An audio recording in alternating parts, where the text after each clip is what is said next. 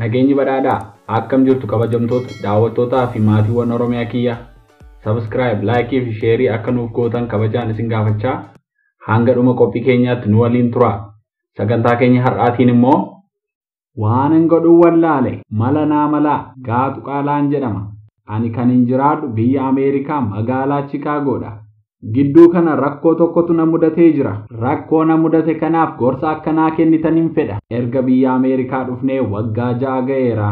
Kanin biyya Ameerikaa kana dhufes haadha manaa koo waliinidha. Haadha manaa koo wajjin kan wal barre yeroo kolleejjii barannudha. Otoo waliin fuudhiin dura hiriyyummaan waggaa 4 waliin turre. Amma garuu erga wal fuunee waggaa 8 ta'eera. Wal fuunee waggaa 2 booda carraa diiviidhaan lachuun keenya iyyuu biyya Ameerikaa dhufne. Gaa'ela erga godhanne waggaa 8 haa ta'uyyuu malee amma yoonaa dhala hin arganne. Anii fi haati manaa koo dhala godhachuu baay'ee hawwinaa, baay'ee barbaannaa. Keessumaa ani mucaa godhadhee ijaan arguuf baay'een jarjaraa. Haa ta'u malee dhala argachuu hin dandeenye. Waaqayyo guyyaa tokko mucaa nuuf kenna jennee amannee abdiin eeggachaa jirra.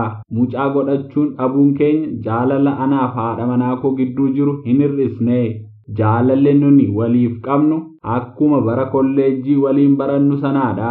Lachuu keenyayyuu baay'ee walamannaa. Baatii 3 dura ture obboleettiin haadha manaa kootii biyya irraa dhuftee nu bira jirti. Haati manaa koo fi obboleettiin ishee walirratti dhalatan, garuu kan hangafu haadha manaa koodha. Bifti isaanii baay'ee wal fakkaata. Haaluma jiruu fi jireenya biyya Ameerikaa kana waan ta'eef tokko halkan hojjeta, tokko immoo guyyaa hojjeta. Ani guyyaan hojjedha, haati manaa koo immoo halkan hojjetti. Obboleettiin haadha manaa koo immoo hojiin jalqabne waan ta'eef manuma jirti. Dhiyeenya kana lafa hojii koo taa'ee waggaa 8 guutuu dhala hin argatiin turuun keenya kun maalinni yaa Waaqayyo jedhee mataa ofirraa ciraa gungumaan oole. Guyyaa kana aariin mataa na yaabee ani amala dhugaatii alkoolii hin qabun ture. Guyyaa kana garuu baay'ee waan hin aareef tarii aarii koo kanan narraa hir'isaa jedheen hojii ba'ee mana dhugaatiitti gore. Baay'isee dhugeen gara manaatti gale. Namni dur amala dhugaatii hin qabne gaafa baay'ee dhugu waan baay'ee balleessa. Anis gaafa kana halkan obboleettii haadha manaa koo waliinan ciise. Aarii tokkoon ofirraa balleessa jedheen aarii biraa ofitti dabale. Ganama gaafan ka'u baay'een gadde. Obboleettiin haadha manaa koo kanas dhiifaman gaafa, garuu wanta raawwanne kana haadha manaa koo ni dhoksine. Haa ta'u malee baatii tokko booda lafa hojii otuun jiru obboleettiin haadha manaa koo kuni naaf bilbilte. Har'a mana yaalaa deemeen ture, waan sitti himuun qaba yeroo galtu naan jettee bilbila cufte. Anis naasuudhaan hojii hojjechuu dadhabee hojii koorraa ba'ee mana ga'e. Yeroo kana haati manaa koos mana jirti. Haa ta'u malee sa'aatiin hojii ishee ga'aa jira. Nyaata nyaannee buna dhugne.